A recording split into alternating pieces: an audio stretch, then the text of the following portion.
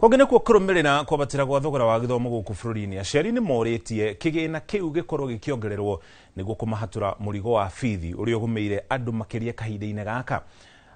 Akiaria hindi ya kurekereria kigina kia basari ya shiringi milioni 35 mwena wa Kasarani, Mubunge Ronald Karauri augite mbeca ici ikuhatura aciari hanene ona gutuika kuri na mitangiko miingi iria aciari marathi na mbere na kugerera.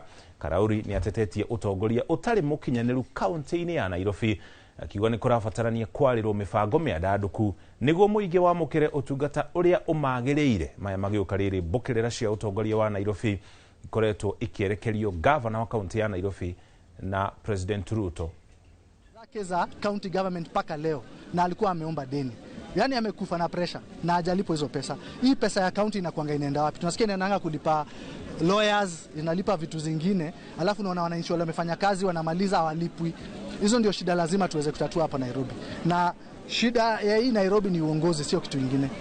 Kwa hivyo nimesema mimi leo nimejitolea na watu wangu wa Kasarani wamesema wataniunga mkono tuanze hiyo safari. Pia mimi nitakuwa hapo kwa ballot ya governor wa Nairobi. Leo nimeweza kupata basari for the very first time. Kuna wakati Karauri alisema wazee tujitokeze tusiwe na uoga, na ametenda, leo ametenda.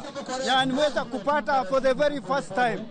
Na kwa siku ya leo nafurahi sana kwa sababu ya our governor anaitwa Ronald Karauri, kwa sababu Karauri ameweza kunisaidia mtoto wangu akaingia grade 10. I'm really grateful.